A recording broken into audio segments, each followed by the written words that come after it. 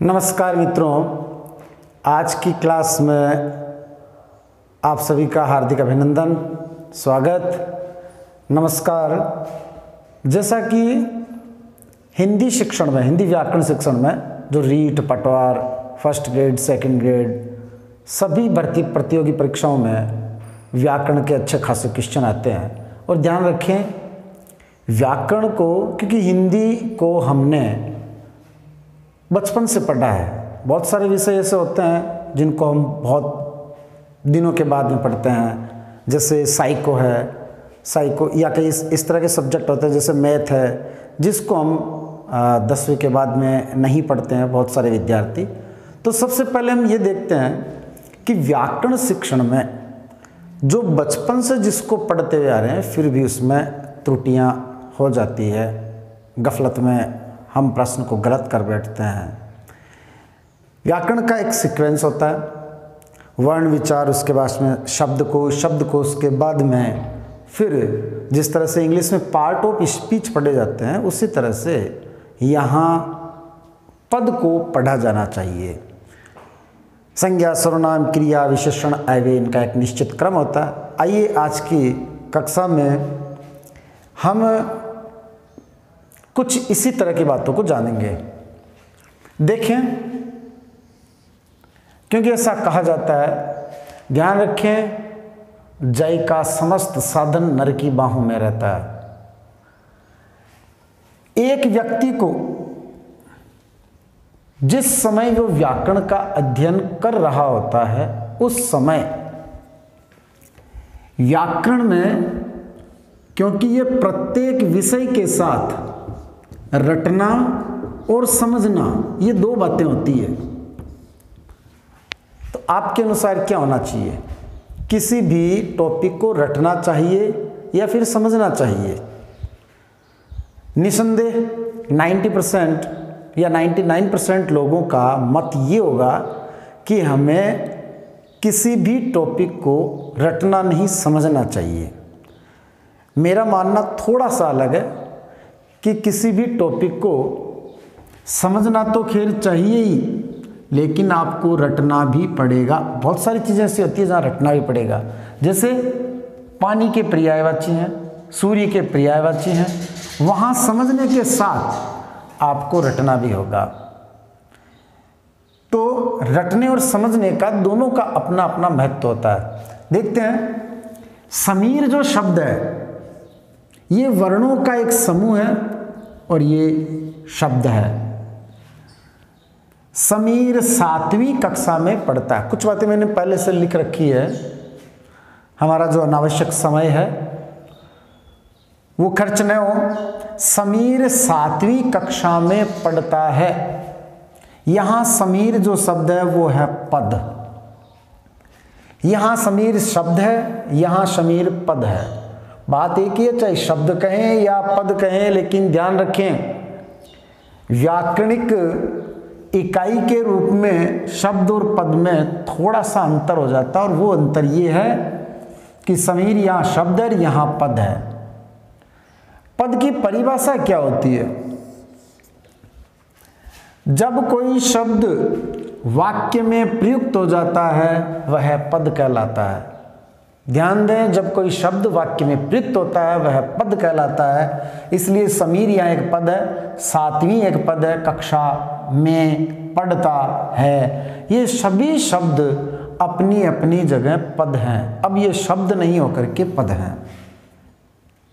पद 5, पद 5 ये वो हो गई रटने वाली बात, आपको रटना होगा। पद 5, यदि आपको कोई नींद में जगा करके भी पूछ ले पद कितने होते हैं? 5। अनुप्रास अलंकार है, पैसे पै याद रखना है, पद 5। और ये पद 5 कौन कौन से होते हैं? संज्ञा, सर्वनाम, क्रिया, विशेषण, अव्यय। अब यदि पद 5 होते हैं और वो ये 5 होते हैं, संज्ञा, सर्वनाम, क्रिया, विशेषण, अव्यय, इसका मतलब सीधा सा मतलब ये हो गया कि समीर इन 5 में से कोई एक है, 7वीं इन 5 में से कोई एक है, कक्षा शब्द इन 5 में से कोई एक है, ये मैं इन 5 में से कोई एक है। उसी तरह से पढ़ता है। हिंदी का प्रत्येक वाक्य और उसमें प्रयुक्त प्रत्येक शब्द जिसे पद कहा जाता है वो इन 5 में से कोई एक होगा। इन 5 के अतिरिक्त और कुछ नहीं हो सकता। तो आइए आगे बढ़ते हैं। जब पूछा जाता है पद 5 प्रकार के होते हैं, और ये पद जो कौन कौन से होते हैं 5 प्रकार के, नंबर 1 संज्ञा, नंबर 2 सर्वनाम, नंबर 3 क्रिया विशेषण अव्यय। लेकिन जब प्रश्न को इस तरह से पूछ लिया जाए कि रूप परिवर्तन के आधार पर शब्द कितने प्रकार के होते हैं, तो वो होते हैं 2 प्रकार के, विकारी और अविकारी। ये विकारी और अविकारी क्या होता है, पहले इन्हें समझें। विकारी जो शब्द है, विकार शब्द का शाब्दिक अर्थ होता है परिवर्तन। विकार शब्द का शाब्दिक अर्थ होता है परिवर्तन। जैसे एक शब्द है लड़का, और इसको आपने बना दिया लड़के। ये जो शब्द लड़का का लड़के बना है, ये इस एक वचन का बहुवचन बन गया। तो ये हो गया वचन के कारण से किसी शब्द का बदलना। इस लड़का शब्द का लड़की शब्द भी हो सकता है। ये किसी लिंग के कारण से ऐसा होता है, स्त्रीलिंग से पुल्लिंग। जब हम ये कहते हैं कि लड़का पुस्तक पढ़ रहा है, और यदि इसी शब्द को, इसी वाक्य को हम इस तरह से बनाएं भूतकाल में कि लड़के ने पुस्तक पढ़ी, अब मैंने क्या कर दिया, लड़के ने पुस्तक पढ़ी। यहाँ लड़का बहुवचन नहीं है, एक ही वचन है। जिस तरह से यहाँ मैंने बहुवचन बनाया था, लेकिन यहाँ लड़के ने पुस्तक पढ़ी, लड़का शब्द एक ही वचन है, यहाँ लड़के शब्द भी अगर बहुवचन में होता, जब ने परसर्ग यानी किसी कारक की विभक्ति लगती है ने की, तो हमें इस तरह के शब्दों को बनाना पड़ता। लड़कों ने पुस्तक पढ़ी, या फिर लड़के खेल रहे हैं। जब ने नहीं है तो लड़के खेल रहे हैं, जब ने किसी परसर्ग का प्रयोग करते हैं तो लड़कों ने पुस्तक पढ़ी, इस तरह से। लेकिन यहाँ लड़के ने पुस्तक पढ़ी, तो ये एक वचन है, लेकिन ये इसका रूप बदल गया। इसका अर्थ हो गया वचन, लिंग, कारक आदि से जो शब्द प्रभावित होते हैं उन्हें हम कहते हैं विकारी।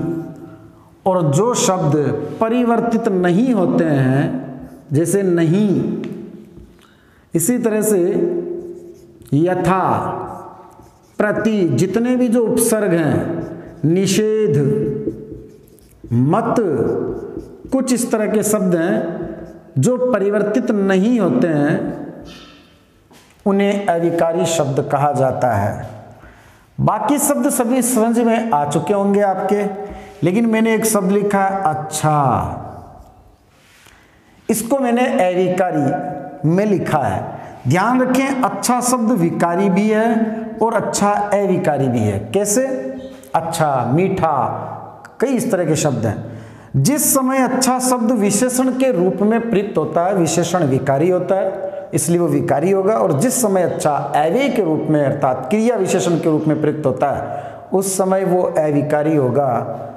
सबसे इंपॉर्टेंट बात, इसलिए इस चीज को आप याद रखेंगे कि मैं आपको ये चीज समझाऊंगा कि कब अच्छा विकारी होता है और कब अच्छा अविकारी होता है। ध्यान रखें।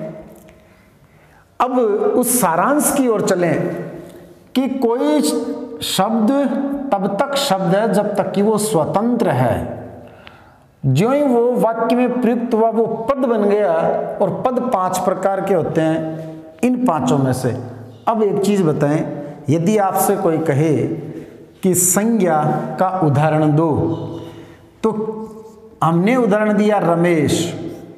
ध्यान रखें, व्याकरण में ये गलत हो गया, क्योंकि ये रमेश शब्द है, रमेश संज्ञा नहीं है इस समय।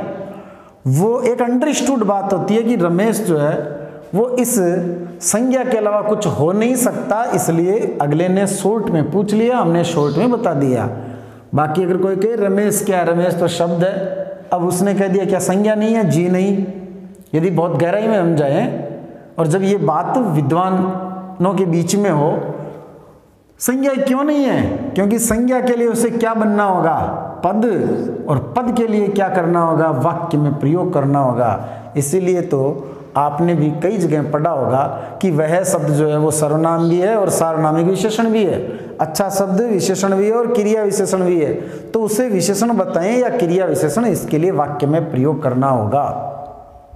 अतः अच्छा शब्द मान लिया मूलतः विशेषण है, लेकिन जब वो किसी वाक्य में प्रयुक्त होता है उस समय उत्तर सोच समझकर दिया जाना चाहिए। तो देखते हैं विकारी शब्द कौन कौन से होते हैं, अविकारी शब्द कौन कौन से होते हैं। ये मैंने कुछ उदाहरण दिए हैं, लेकिन इन पांचों में से, तो इन पांचों में से देखने के लिए जिनको भी आपको इसमें से लिखना हो वो या तो स्क्रीनशॉट लें,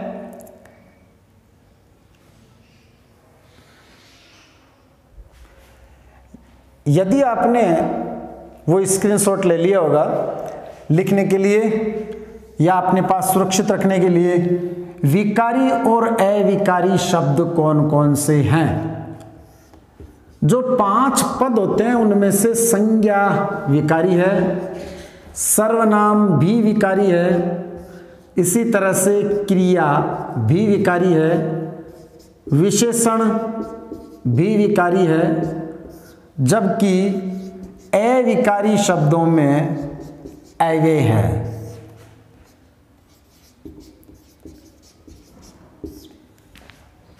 ये कई परीक्षाओं में पूछा जाता है कि संज्ञा शब्द अपना रूप निर्धारण निम्न में से किससे नहीं करते। प्रश्न इस तरह से आता है, किससे नहीं करते। तो ध्यान दें, कोई भी जो संज्ञा है, जैसे मैंने आपको लड़का शब्द का परिवर्तन करके बताया था, उसके 3 कारण हो सकते हैं। वो संज्ञा जो शब्द है वो लिंग से प्रभावित होती है, या फिर कारक से, या फिर वचन से। उसी तरह से जो सर्वनाम है, सर्वनाम शब्द है आप, अपना, अपनत्व, इसका मतलब सर्वनाम भी विकारी शब्द हैं। क्रिया लिखना, लिख रहा, लिखेगा, लिख चुका, उस पर काल का प्रभाव पड़ता है। साथ में किसी प्रत्यय, लिखावट आदि से भी वो परिवर्तित होती है। विशेषण काला, काले, काली, कालिमा, इस तरह से वो शब्द बदलते हैं, लेकिन अव्यय कभी नहीं बदलता।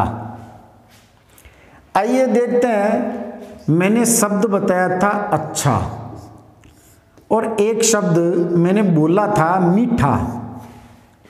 जिस समय अच्छा शब्द विशेषण है उस समय यह विकारी होगा, और जिस समय अच्छा अव्यय होगा उस समय वो अविकारी होगा। आज की इस क्लास में से जो सबसे खूबसूरत बात है वो लेकर के आप जाएं, और वो ये होगी कि हम अच्छा को ये समझ लें कि ये कब विशेषण होता है और कब अव्यय होता है। उसी तरह से मीठा कब विशेषण होता है और कब मीठा अव्यय होता है। इन 2 शब्दों से उम्मीद है आप जितने भी इस तरह के शब्द होंगे उनको समझ जाएंगे, क्योंकि ये चीज़ें रटने की नहीं होती है। विशेषण हिंदी में 36 लाख शब्द हैं, आप कितने शब्दों को रटेंगे कि ये शब्द विशेषण है, ये शब्द सर्वनाम है, ये संज्ञाएं हैं, तो उसके लिए आपको समझना होगा। देखते हैं, विशेषण का काम होता है किसी संज्ञा की विशेषता बताना। यहां यदि मैं कहूं राम एक अच्छा लड़का है, यहां पर जो अच्छा शब्द है वो राम की या इस लड़के शब्द की विशेषता बता रहा है, इसलिए ये विशेषण है। जब तक कोई विशेषण किसी संज्ञा की विशेषता बताएगा तो वो विशेषण कहलाएगा, अन्यथा नहीं। देखते हैं दूसरा वाक्य, राम अच्छा खेलता है। इस समय अच्छा शब्द खेलना की विशेषता बता रहा है, राम की नहीं। हो सकता है राम बहुत बुरा हो सकता है राम बहुत देर से उठता है, राम पढ़ाई नहीं करता है, वो धूर्त बेईमान लड़का है इसलिए, लेकिन वो खेलता अच्छा है। तो यहाँ अच्छा शब्द जो है वो खेलना शब्द की विशेषता बता रहा है, इसलिए ये क्रिया विशेषण है, न कि विशेषण। और क्रिया विशेषण एक प्रकार का अव्यय होता है। अब एक मैं वाक्य लिख रहा हूं कि ये किस तरह से तो विकारी है, और जब अच्छा क्रिया विशेषण के रूप में प्रयुक्त होता है तब वो विकारी क्यों नहीं है। देखें, मैं इन्हीं के कंपैरिजन में 2 सेंटेंस और लिख रहा हूं। नंबर 1, यहां राम के स्थान पर मैंने कर दिया सीता। सीता एक अच्छी लड़की है, यहां अच्छा शब्द का अच्छी हो गया, क्योंकि अच्छा शब्द विशेषण था और वो विकारी था। लेकिन जब इसी अच्छा शब्द को मैं क्रिया विशेषण के रूप में प्रयुक्त करूं, सीता बहुत खेलती है, यहां क्रिया शब्द है और क्रिया जो है वो कर्ता के अनुसार परिवर्तित होती है, उसके लिंग के अनुसार, इसलिए खेलता के स्थान पर खेलती हो गया। लेकिन यहां मुझे अच्छा शब्द का प्रयोग करना है, तो सीता बहुत अच्छा खेलती है या सीता बहुत अच्छी खेलती है, यहां होगा सीता बहुत अच्छा खेलती है। ध्यान रखें, कभी भी अच्छी नहीं होगा, अच्छा खेलती है। इसी तरह से मीठा शब्द का यदि प्रयोग किया जाए तो भी यही होगा, सीता बहुत मीठा बोलती है, न कि मीठी बोलती है। राम बहुत मीठा बोलता है, सीता बहुत मीठा बोलती है। तो दोनों ही बार क्रिया की विशेषता बताने के लिए मीठा शब्द मीठा ही रहेगा जब क्रिया की विशेषता बताएगा।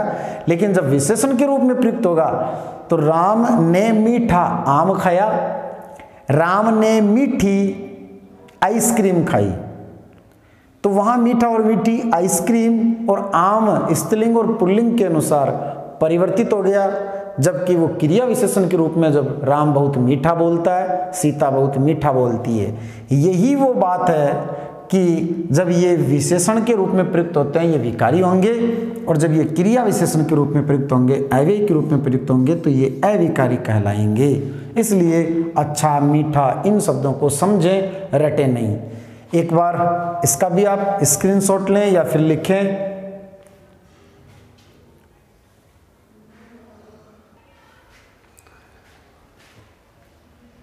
आइए अब जो पद 5 प्रकार के होते हैं उनमें से पहला जो प्रकार है वो है संज्ञा। संज्ञा जिसका स्वयं का संधि विच्छेद होता है सम प्लस ज्ञा। और इससे एक बात याद आ गई, जब किसी शब्द पर अनुस्वार का प्रयोग है, जैसे संज्ञा शब्द में अनुस्वार था और हमें लगता है कि इस अनुस्वार के पश्चात वाला शब्द मूल शब्द है, जैसे ज्ञा, तो यहां इस अनुस्वार का मैं बना करके हमने कर दिया संज्ञा। तो इसी तरह से यदि शब्द है संविधान, तो हमें इसमें से उपसर्ग कौन सा निकालना है, सम प्लस विधान। इसी तरह से यदि शब्द है अलंकार, यदि आपको लगता है कि आगे अनुस्वार के ठीक बाद वाला मूल शब्द है, हालांकि इस विधान में फिर से भी उपसर्ग और फिर दान उसमें मूल शब्द है, तो यहां कार यदि शब्द है तो इस अनुस्वार का मैं बना देंगे और ये हो जाएगा अलम प्लस कार। इसी तरह से शब्द यदि धनंजय, अनुस्वार के पश्चात वाला मूल शब्द है, इसलिए हम कर देंगे धनम प्लस जय। इस तरह से संसार सम प्लस सार, संजय सम प्लस जय। तो इस तरह से इन शब्दों को हम कर सकते हैं। देखते हैं, संज्ञा नाम को कहते हैं सबसे सटीक परिभाषा को अनावश्यक लंबा बना दिया जाता है। किसी वस्तु, व्यक्ति, स्थान, प्राणी, भाव आदि के नाम को संज्ञा कहते हैं। ऐसा कोई नाम ही नहीं है जो संज्ञा न हो। जितने भी जो नाम है वो संज्ञा है। इसलिए संज्ञा की सबसे सटीक परिभाषा संज्ञा नाम को कहते हैं। वह नाम चाहे किसी का भी हो,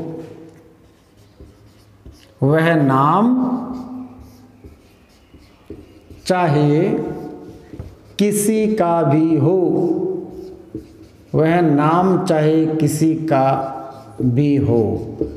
वह नाम किसी वस्तु का हो सकता है, किसी व्यक्ति का हो सकता है, किसी प्राणी, स्थान, किसी का भी नाम हो सकता है, लेकिन संज्ञा नाम को कहते हैं। इसलिए जब यदि पूछा जाए, ये इंटरव्यू में कई बार प्रश्न पूछ लिया जाता है, आपकी संज्ञा बताओ, तो अगला कहता है कि मेरी संज्ञा व्यक्तिवाचक। व्यक्तिवाचक नहीं, जातिवाचक। जातिवाचक। यदि पूछ लिया जाए आपकी संज्ञा क्या है, तो ये कहना चाहिए मेरी संज्ञा रमेश है, मेरी संज्ञा सुरेश है, क्योंकि संज्ञा नाम को कहते हैं। संज्ञा,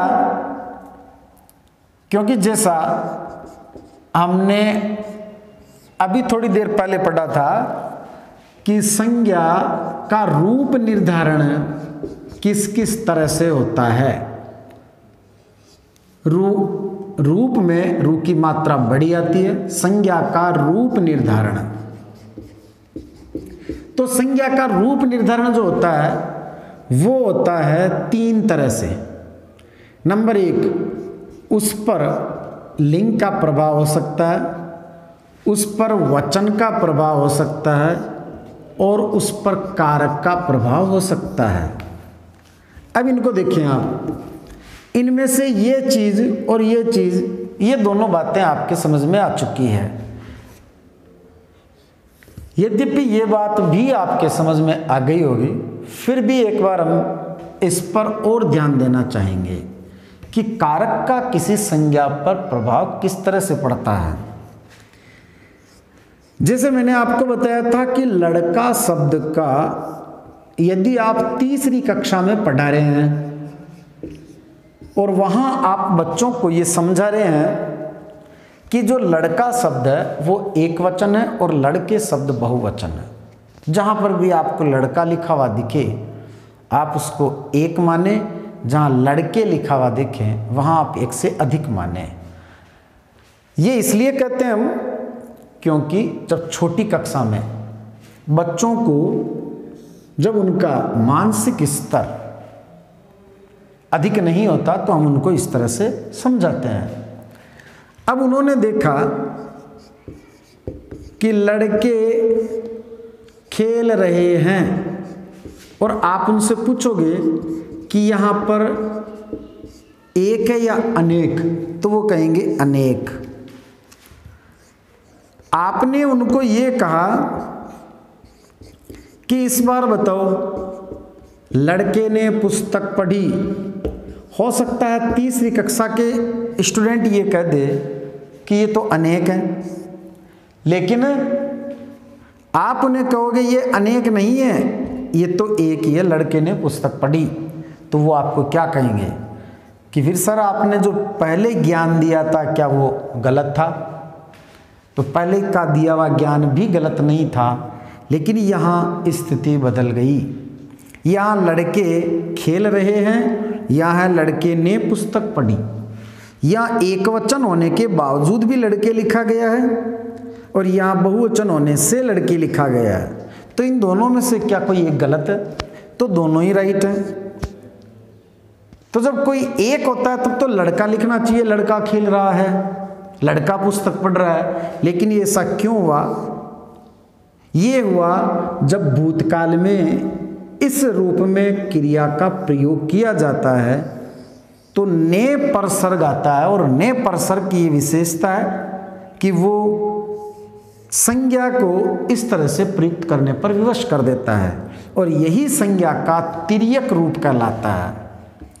ये संज्ञा का तिर्यक रूप कहलाता है। तिर्यक का मतलब होता है तिरछा रूप, जो दिखाई कुछ देता है होता कुछ है। तो संज्ञा का जो तिर्यक रूप है वो इसे कहा जाता है।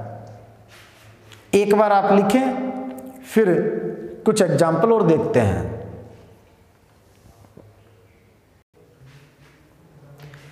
देखें यहां मैंने दो शब्द लिखे हैं, दाल और लड़का। दाल शब्द एक बार परीक्षा में प्रश्न भी पूछा हुआ है कि ऐसा कौन सा शब्द है जिसको बहुवचन बनाते समय परसर्ग का या कारक की विभक्ति का आना अनिवार्य है या फिर नहीं है। कई तरह के शब्द हो सकते हैं। ऐसे प्रश्नों में करना क्या चाहिए, सबसे पहले वाक्य बना लेना चाहिए। अगला कह रहा है परसर्ग आना चाहिए या नहीं आना चाहिए, तो चार जब ऑप्शन होते हैं चारों में दो दो वाक्य बना करके देख लें, एक बार परसर्ग का प्रयोग करते हुए, एक बार नहीं करते हुए। दाल शब्द का बहुवचन होता है दालें। दालों भी प्रयोग की दृष्टि से सही है। उसी तरह से लड़का का बहुवचन होता है लड़के, और प्रयोग की दृष्टि से लड़कों, ऐसा भी किया जा सकता है। आप देखें एक वाक्य है, दालें महंगी हो गई। दालें महंगी हो गई। और एक वाक्य है, दालों से जो अलग अलग प्रकार की होती है, मसूर की, अरहर की, मूंग, तो दालों से प्रोटीन मिलता है।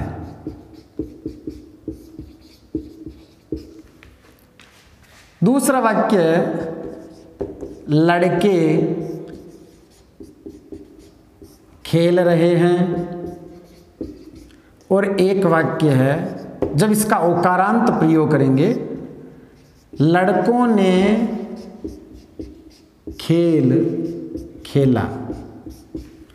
चारों वाक्य में आप देखें जिस जगह ओकारांत प्रयोग किया है वहां कारक की विभक्ति का प्रयोग हुआ है। जिस जगह ओकारांत प्रयोग किया वहां कारक की विभक्ति का प्रयोग हुआ है। और जिस समय ओकारांत नहीं है वहां ने परसर्ग का प्रयोग नहीं है। लड़के खेल रहे हैं, दालें महंगी हो गई है। लेकिन ये भूतकाल का यदि वाक्य बनाए और एक ही वचन हो तो उस समय हम क्या करेंगे, लड़के ने खेल खेला।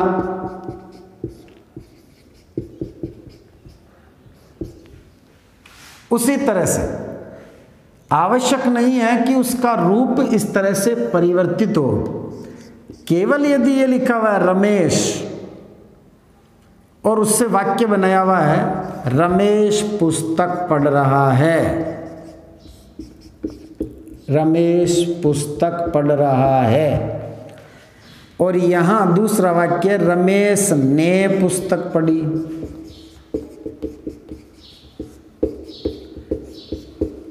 रमेश से या लड़के से, रमेश से पुस्तक ले लो। तो ने का प्रयोग, से का प्रयोग, को का प्रयोग, रमेश को बुलाओ, रमेश को बुलाओ।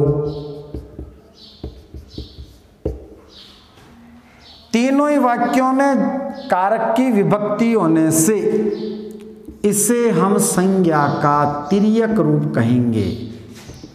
संज्ञा का तिर्यक रूप अर्थात जब किसी संज्ञा के साथ कारक की विभक्ति का प्रयोग हो वह उसका तिर्यक रूप कहलाता है। लिखें, जब किसी संज्ञा के साथ कारक की विभक्ति का प्रयोग हो, जब किसी संज्ञा के साथ कारक की विभक्ति का प्रयोग हो,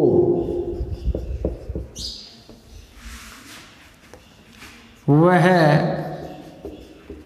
संज्ञा का तिर्यक रूप कहलाता है। तिर्यक रूप कहलाता है। नेक्स्ट देखें, संज्ञा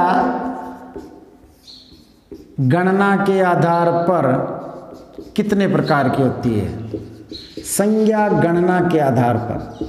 जिस तरह से इंग्लिश में काउंटेबल नाउन और अनकाउंटेबल नाउन होती है, उसी तरह से यहाँ संज्ञा गणनीय और अगणनीय होती है। गणनीय तथा अगणनीय।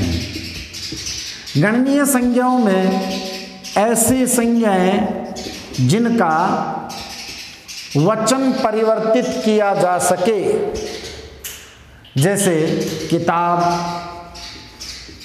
कुर्सी, पुस्तक, सबको हम गिन सकते हैं, रुपये। लेकिन धन, रुपये और धन में अंतर है। धन में आपका सोना, चांदी, मकान, रुपये, पैसे, गाय, भैंस, बकरी सब शामिल है उसमें, इसलिए धन को गिना नहीं जा सकता। इसी तरह से सोना, चांदी, पानी, दूध, ये सब अगणनीय संज्ञा है जिनको आप गिन नहीं सकते। जिनको गिन सकते हैं वो काउंटेबल नाउन, गणनीय संज्ञा। जिनको नहीं गिन सकते वो अगणनीय संज्ञा। दोस्तों, नेक्स्ट क्लास में हम पढ़ेंगे संज्ञा के प्रकार, जो सबसे इम्पोर्टेंट है। संज्ञा ध्यान रखें 4 क्लास में पूरी होगी। तो संज्ञा के प्रकार, फिर उसके बाद में भाववाचक संज्ञा जो परीक्षा की दृष्टि से सबसे इम्पोर्टेंट होती है, उसका हम अध्ययन करेंगे। धन्यवाद।